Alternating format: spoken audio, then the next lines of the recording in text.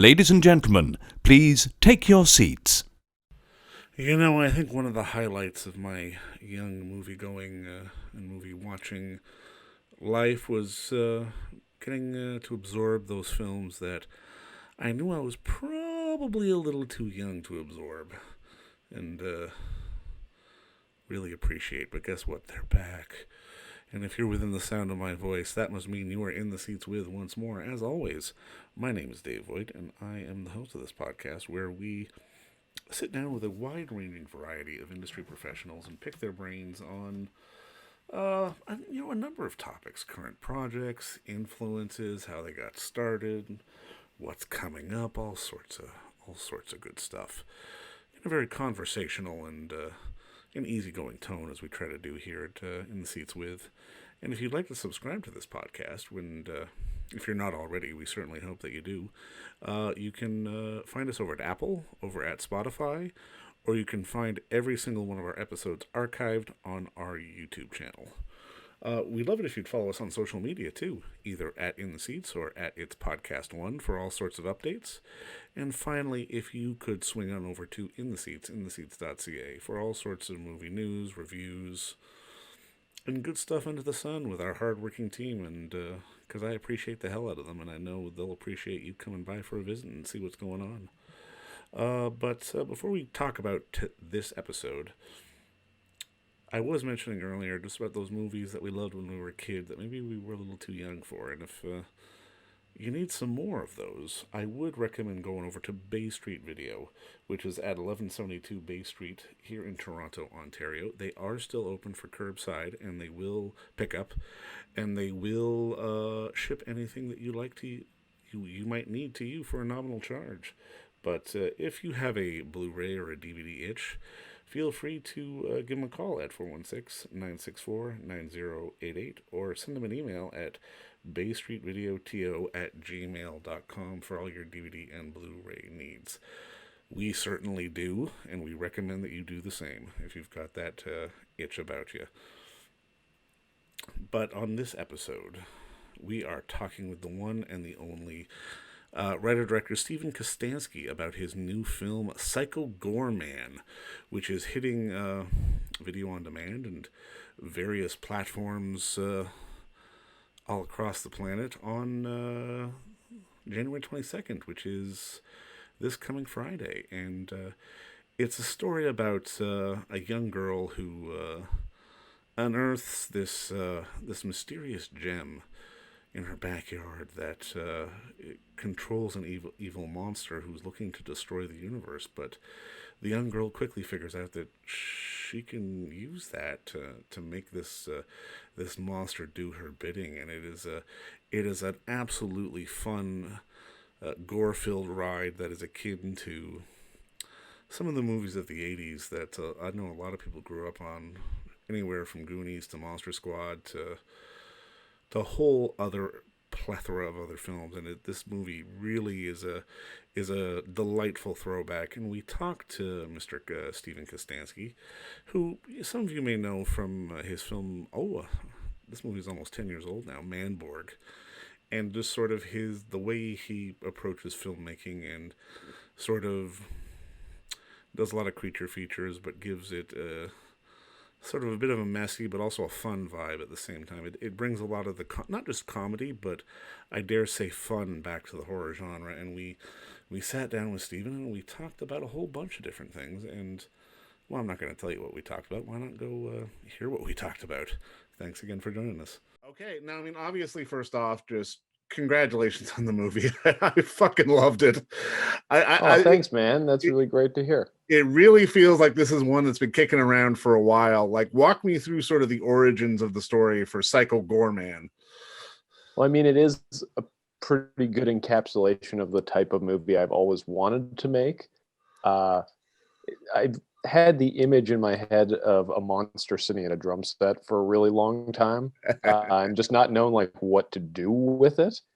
I think there's a lot of pieces in this movie that have just been floating around, like half thought out ideas that I didn't really know what to do with, because this obviously is like the genre I want to be working in, the tone and type of movie I really like to make. It's kind of going back to more like my Manborg era of filmmaking. Mm. And so yeah, the legend I've been building up now is that after I finished Leprechaun Returns, I was relaxing at home watching movies, and I was watching Rawhead Rex, which I had never seen before, and I started riffing in my head on this idea of like, okay, like, yeah, I guess this movie has this like ancient evil that's been resurrected, but I didn't really feel like they were doing anything that I found particularly interesting with it. So I was like, well, what would I do with this? Like the idea of this ancient god monster, like coming into existence and like having the power to wipe out the galaxy. I was like, what's like a fun twist on that? And I started thinking about ET and like, well, what if ET was like the most evil thing in existence?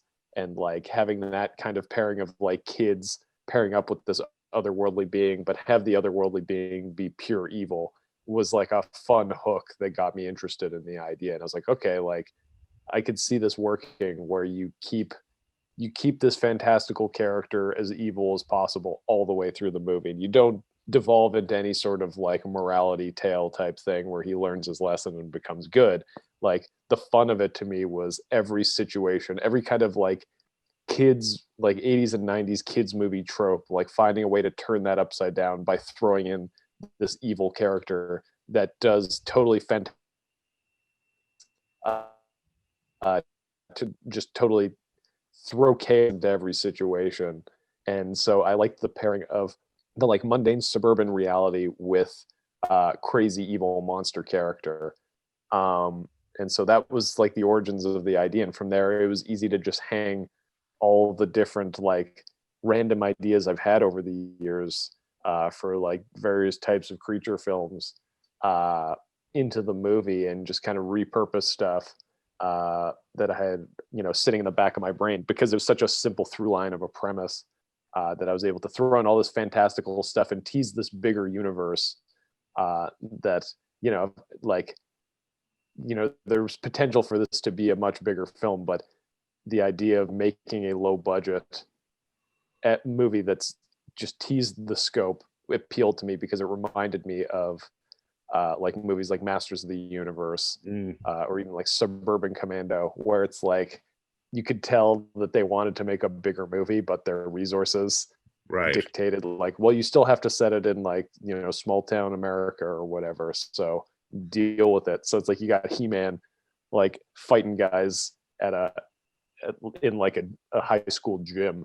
And like that to me is such a funny image that I wanted to kind of run with that trope as well.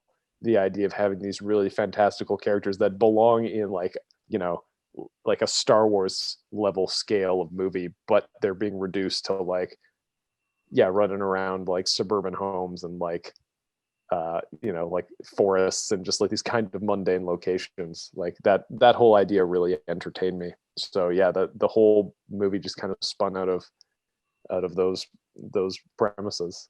Well, I mean, and I love that you brought up Masters of the Universe because, I mean, I remember watching that when I was a kid, and I was like, as much as I enjoyed it and as much as it was sort of fun, kid-level entertainment, Langella still scared the crap out of me in his Skeletor outfit. You know what I mean? It's like there was the hard edge with the sort of family rounded, soft, goofy edge all at the same time. And I'm kind of curious when you're like putting this together. I mean, because how do you walk the line really? Because on one end, there are parts in this film that are gory. There are parts in this film that are like, oh wow, this, the creature is actually kind of terrifying when you think about it, but it gets such a rounded edge to it the more the narrative goes on.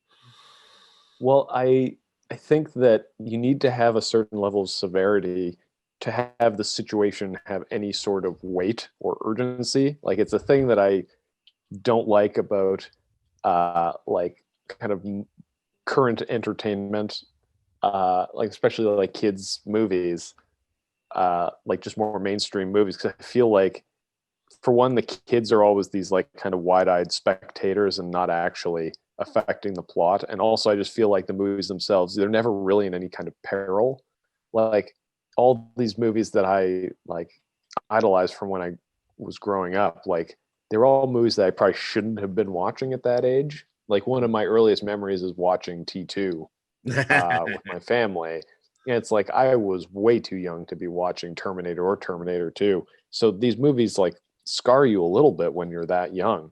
And so I wanted to make a movie that had that effect. Like it's like PG is the movie that the cool dad at your friend's sleepover would rent for you, thinking like, oh yeah, this is okay for like 9-year-olds or 10-year-old. And like you put it on and it's like in the moment you're like, this is terrifying, but you're also a little enticed by that. Like I feel like there's like a spark to that I don't know if there's really like media that's doing that anymore, where it's like a little bit of a forbidden fruit thing where your kids are like watching a thing they know they're not supposed to be watching, and it's almost like you're getting more out of it because you're kind of like getting away with something by watching it. So right. I wanted PG to kind of encapsulate that vibe from my childhood of watching movies that I like wasn't supposed to be watching, that were R-rated, and so being a little freaked out by them, but also really engaged and interested. So I wanted PG to walk that line. So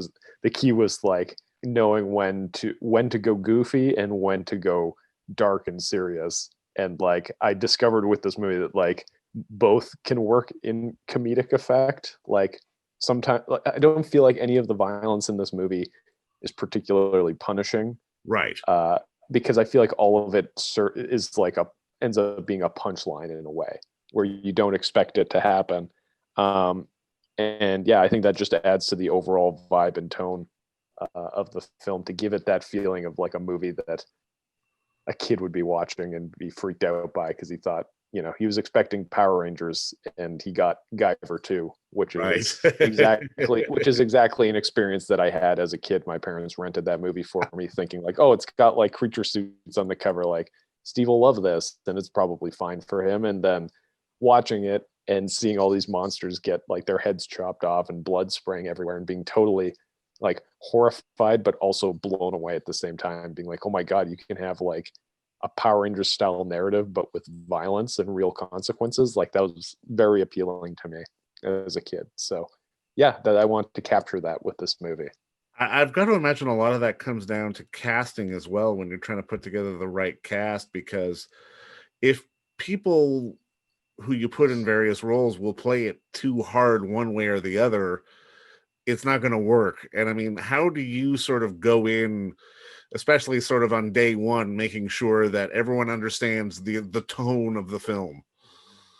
Oh yeah, that's definitely a hard line to walk. And I do find that people's instincts on set are to go like think like, oh, we should go goofy and like winking at the camera type performances, and that is definitely the wrong way to go. And I always have that talk with everyone where I'm like, you play this straight, and this is a real situation. It doesn't matter how silly something gets or the lines you're saying are totally absurd. Like you play it for real, like this is actually happening and this is a horrifying situation. Because if you don't feel real tension in the moment, you don't like, you're not going to get that release of having a laugh when the joke does happen.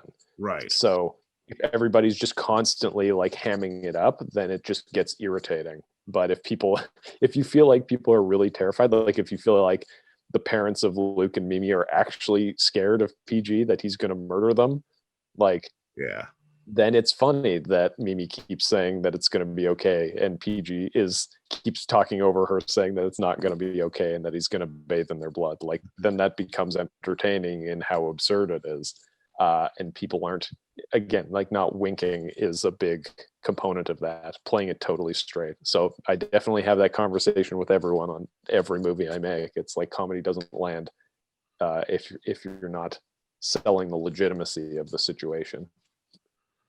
When you're doing something like this, does the story come first, or does sort of the visual idea for the creatures come first? Because I mean, you got to work with Chris Nash again, obviously, on sort of creature design, and I'm kind of curious, like, does the creature come out of the script, or does the script come out of sort of the creature that you may invent at any given time? Well, I mean, the script definitely comes first, like as a blueprint, but I find the way I make movies, it's so like such an evolving process. Like it's not like I put a thing down on the page and I'm like, this is exactly how it's going to go. And it's been like that for all my movies. Like I like to play around and try things, especially in the design stage of creatures. So in the script, it's like it's very bare bones how everybody's described. It's like, I don't really give a big description for Judicator or like Tube Man outside of he's a guy in a tube. So when it comes down to making the creatures, there is that latitude to have fun and come up with things. And more importantly, when you're working on a budget, like seeing what resources you have at your disposal and then working with that. Because I mean, the more traditional approach of like doing concept art and like, I don't know, like ZBrush 3D renderings of a thing and like locking down the look of everything before you've even like touched, like put clay on a life cast, to me is, it kind of loses some of the charm of these effects because I like discovering things as I'm building them.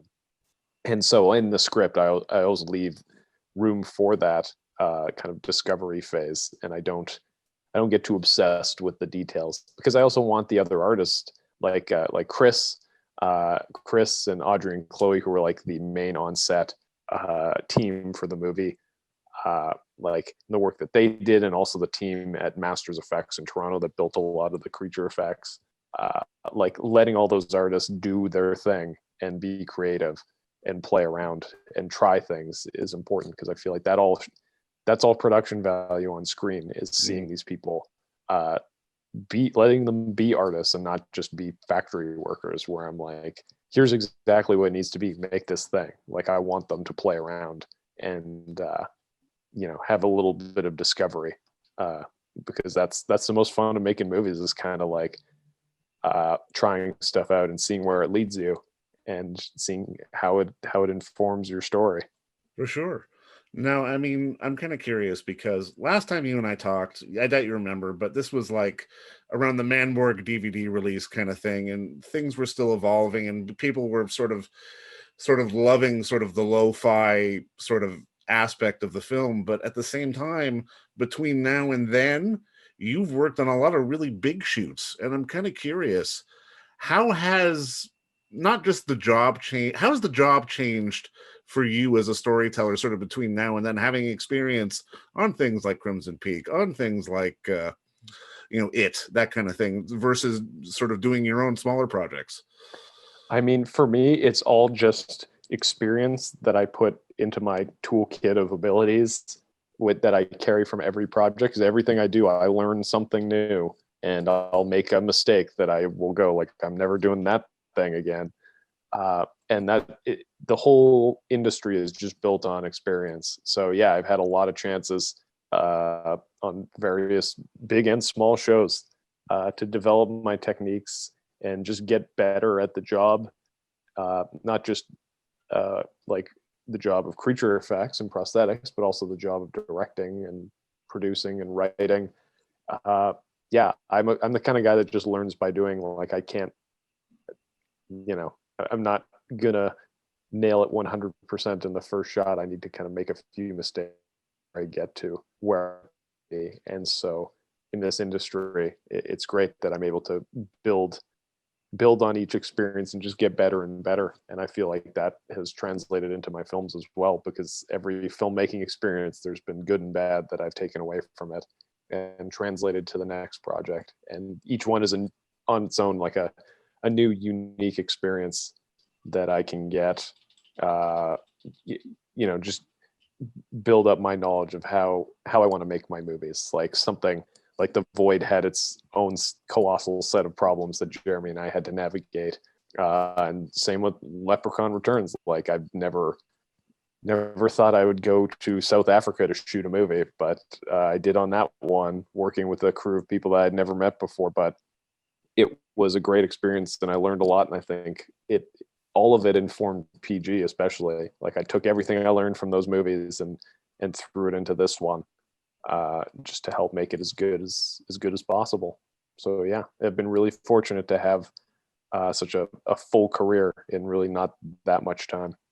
Do you think that fullness, I mean, and not just for you, but I would say in general, sort of speaks to being able to sort of sustain in this business and make a living? Because on many levels, I mean, based on all the work that you've done, you know how to build a movie from the ground up, really almost at every sort of aspect of it. Yeah, I think so. I mean, sorry, what was the actual question there? Well, just in terms of sort of sustainability in this business, because I mean, especially in the entertainment business, people will always have the side hustle or do this or do that to try to get their script off the ground to do such and such and such. But at the same time, you have such a sort of multifaceted tool belt, as it were, to be able to be consistently working. I mean, I guess that's kind of where I'm going with this. Like, you're not just directing films. You're doing this, you're doing that, you're creating creatures, you're working in a variety of different departments. Yeah, I do think like if you want to be like in the industry and also like making movies, like I think it makes the most sense to do multiple things. Like I didn't go into film thinking like I'm gonna just go into directing and I'm gonna direct movies right away. It was like to me, it made the most sense to pick a stream, which was prosthetic effects, and that would be the thing that I would pursue. So like I work on huge movies doing prosthetics, um, which is great, and I feel like I would never have gotten there as a director necessarily in the same amount of time. And so, but at the same time, pursuing my own independent projects uh, as a director, like I feel like both jobs informed each other a lot because being on set on low budget sets, you have to like innovate a little bit more and be a little more resourceful. And I feel like all of that came in handy doing prosthetics even on big shows because you know how to shoot a thing, you know what needs to be there on set.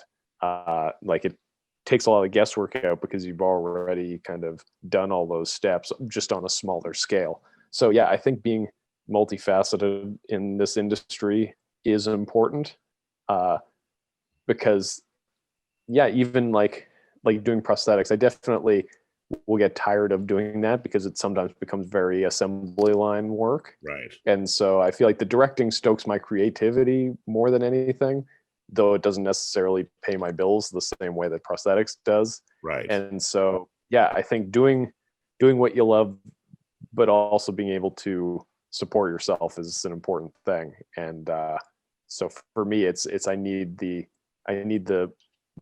dual streams of prosthetics and directing to really balance that out. So I'm always doing something that's either like putting money in the bank account or satisfying my creative energy. For And sure. yeah, just bouncing back and forth between the two. Now, thinking back, and this is something I always like to ask people, is there a moment or sort of a movie for you that sort of flicked the light switch on and sent you down sort of the path that you're on now? Yeah, I mean, I think there's a few experiences, but a big one taught me Army of Darkness on VHS, the like anchor that Right. had all the bonus features at the end. Right. So I got that for Christmas one year. I think it was like 99 or something. But watching those bonus features and watching the dynamic in the Kane VFX shop, like that was a real eye-opening moment for me because I was able to see like, oh, these like these goofballs in like heavy metal shirts, like long hair, like smoking and drinking beer and making monsters. Like I didn't realize that's what prosthetics was. And so it excited me and made it seem so much more accessible. Like, oh, these seem like guys that I'd want to hang out with and just goof around and have fun and sling clay around. So I think watching those, like getting the behind the scenes on that movie and just seeing like how fun it looked was really something that sent me down this path because like when you're a kid, the idea of making movies always seems so out of reach. Like Hollywood is such a uh, like vague, unattainable concept. Like you Yeah. figure like Yeah. that's like a rich celebrity world that I will never touch. So when you watch like bonus features like that, and you see that like it is at its core, it's still just a job that people are doing and has a whole variety of personalities attached to it, and you don't need to be like some millionaire that lives in LA to do it. That really like made me think like, oh well, if they can do it, like this kid in Winnipeg, Manitoba can do it too. Yeah. So yeah, that really sent me down the path. No, I mean, I guess just to put a bow on this, because obviously with everything that's happened in the world, you've kind of gotten robbed of the sort of the traditional festival rollout, which really in many ways is the fun part of making a movie like this and sort of getting it out there into the universe. But now that it's really is going to be sort of released and sort of presented out for audiences everywhere who can see it however which way they can, like, what at the end of the day, what is sort of not just the hope for the film, but just the hope going forward? Because especially in the media landscape now, it feels like everything is kind of changing by the hour, and it's hard to keep up and kind of know which way we're going to turn, if you understand what I mean. Yeah, I mean, I think with PG, my hope is just that it finds its audience and people like it. And my hope is also that it has some longevity. That's the hard thing to get with your projects nowadays, and it's the thing I've been very fortunate with all my movies. Amazingly, is that like I still get messages like related to Manborg and the Void, and even Leprechaun. I just want these to be things that are part of like the genre discussion, Right. because that's part of the fun of it. And I feel like the worst thing you can do is make a project that comes and goes and is completely like it might as well have never existed. And so I think with PG, my hope is that it, captures some people's imaginations and gets them talking. And if, a few kids that are maybe a little too young to watch it decide to give it a go and are a little traumatized and a little inspired, maybe they'll go and make their own monster movies and start a career in prosthetics and filmmaking. And so if that happened, I would be very satisfied. That's ultimately what my goal is, to inspire some other young people to go and just keep this going, keep making monster movies, because we can never have enough of them. And you know what? That really is what PG is. It is that kind of movie that will draw in a younger crowd that maybe is just a hair too young for it, but it will really sort of spur on a lot of imaginations. And it is very akin to Manborg. And I mean, I absolutely loved it to death. And I just got to say, as a personal aside, I absolutely laughed out loud when he put in Nova Seed and Cowboy Who just for the bits. Oh yeah, it was hilarious. Oh, that's credit goes to Peter Kaplowski for making that happen. He sourced out those clips, and those filmmakers were very generous to accommodate and put those in, because they're awesome. Nova Seed is crazy. It is a really wicked movie. So yeah, I'm glad that you caught those. That's really great. No, and I think PG is going to be living in that canon for quite some time. And I just want to say thanks again for the time today, and congratulations again on the movie. Look forward to the next one. Thanks a lot, man. Yeah, it was great talking to you, and till the next time. Absolutely. And don't forget to visit our friends over at Bay Street Video for all your DVD, Blu-ray rental, or purchasing needs this summer, as they are still open for curbside and some mailing delivery as well. Over at 1172 Bay Street, Toronto, Ontario, Canada, you can give them a call at 416-964-9088. That's 416-964-9088. Or send them an email at baystreetvideoto@gmail.com for any of your DVD and Blu-ray needs.